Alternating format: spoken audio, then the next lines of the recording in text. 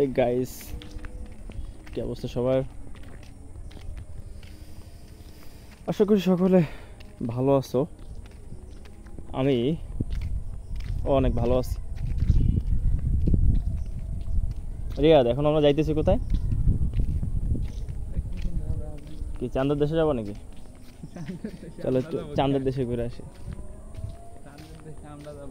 এখন অনেকেই বলে না যে চাঁদের দেশ শুনলে হাসি পায়, যে চাঁদের দেশে যায় ঘুরতে। আর কিছুদিন পরে এমন একটা প্রজন্ম আসবে যে চাঁদের দেশে মনে করে চা খাইতে যাবে, যে এক কাপ চা খেয়ে আসি চাঁদের দেশে গিয়ে।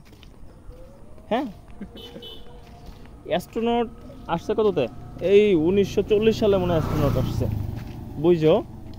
অ্যাস্ট্রোনট অ্যাস্ট্রোনট মানে হচ্ছে কি, যে পৃথিবী ছেড়ে পৃথিবীর বাইরে যাওয়া, যারা যায় এদেরই অ্যাস্ট্রোনট বলে। মানে যারা পৃথিবী থেকে পৃথিবীর বাইরে যায় এদেরই অ্যাস্ট্রোনট বলে।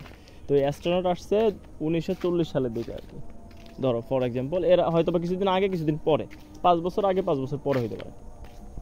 এখন এরাই 60 বছর ওই পাশে, আর এ পাশে কত 80 বছর। 80 বছরে এরা মঙ্গলে যাওয়ার জন্য, যাত্রা করার জন্য এরা পাঠাচ্ছে, তোমার বিভিন্ন মেশিনারি জিনিসপত্র পাঠাচ্ছে। অ্যাস্ট্রোনট পাঠাচ্ছে না, কিন্তু এই মঙ্গলে যাওয়ার জন্য মেশিনারি জিনিসপত্র পাঠাচ্ছে, বুঝছো? কিন্তু 80 বছরে কি ডেভেলপ হয়েছে, যে এরা চাঁদে তো গেছেই, চাঁদে কিন্তু মানুষ গেছে, চাঁদে মানুষ গেছে এবং অন্যান্য গ্রহাণুতে খোঁজ খবর নিচ্ছে যে বসতি স্থাপন করার জন্য। চাঁদ বাদে অন্যান্য জায়গায় বসতি স্থাপন করার জন্য মানুষ মনে করো যে কি পরিমাণে হয়েছে, ডেভেলপ হয়েছে, দেখছো? এই জন্যই বললাম যে আর 80 বছর যাওয়া লাগবে না। 80 বছর আগেই তুমি চাঁদে যে চা খাইতে পারবা। যেমন এখানে যে বিদেশে যাও না, যে আমেরিকা যাব, ওরকম চাঁদে চলে যেতে পারবা, যে চাঁদে যে এক কাপ চা খেয়ে আসি বা ঘুরে আসি, হানিমুনে চাঁদে যাব, এরকম একটা চিন্তা ভাবনা করবে। হ্যাঁ, সিরিয়াসলি, হাসির কিছু নাই।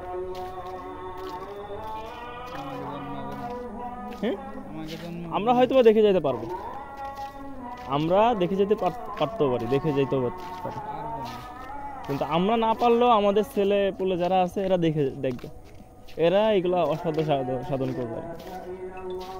এবং দেখো, পাশাপাশি অন্য গ্রহাণুতেও বসতি স্থাপন করার জন্য দেখবে যে তৎপরতা চালাই দেবে তখন, বা বসতি স্থাপন শুরুও করে দেবে। মানে দেশটা যেভাবে আগাচ্ছে, দুনিয়াটা যেভাবে আগাচ্ছে, সেই প্রেক্ষাপটে বললাম। কিন্তু যদি ওই যে তৃতীয় বিশ্বযুদ্ধ লাগে যায়, তাইলে আবার ডাউন হয়ে যাবে। প্রথম বিশ্বযুদ্ধতে পৃথিবী থমকে দাঁড়াইছিল, মিনিমাম 50 বছর পিছিয়ে গেছে। দ্বিতীয় বিশ্বযুদ্ধতে তোমার মিনিমাম তোমার 60-70 বছর এরকম হয়ে গেছে, পিছিয়ে গেছে পৃথিবী। তৃতীয় বিশ্বযুদ্ধ লাগলে এরকম আবার পিছিয়ে যাবে।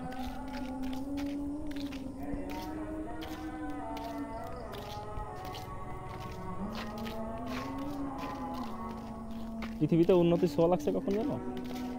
এই যে ঘর বাড়ি, এখন কেমন ঘর বাড়ি, এর থেকে সুন্দর সুন্দর নিদর্শন, খুবই সুন্দর সুন্দর নিদর্শন মানে দেখতে অন্যরকম লাগে। এরকম তুমি কোনোদিন কখনো চিন্তা করতে পারবে এখনকার লোকজন যে পাহাড় কাইটে ঘর বাড়ি বানাবো? আগেরকার মানুষজন পাহাড় কাইটে বসত স্থাপন করতো আর কি, থাকার জন্য পাহাড় কেটে ঘর বানাইতো। একটা নর্মাল একটা পরিবার, তারাও পাহাড় কেটে গুহার মতো করে থাকতো। আর যারা একটু ভালো, এখনকার রাজকীয় যেসব ফ্যামিলি না, ওর থেকেও ভালো, এরকম ওরা ঘর বাড়ি বানাইছে। তুমি পুরাতন স্থাপনাগুলো দেখো, তাহলে বুঝতে পারবা। তা এই জন্যই বললাম যে ঘর বাড়ি, আগের রাজার আমলের ঘর বাড়িগুলো দেখছো কি সুন্দর। এখন একটা বিল্ডিং যে কল্পনা করতে পারে যে এরকম একটা বিল্ডিং দিব? তোমার গিয়ে ওই কল্পনা করতে পারবে? আমাদের দেশে যে প্রধানমন্ত্রী, সে কল্পনা করতে পারবে যে ওই যে আহসান মঞ্জিল একটা বানাইছে না, ওরকম একটা আহসান মঞ্জিল বানাই আমি ওইখানে থাকবো? সম্ভব না। ঠিক আছে, তো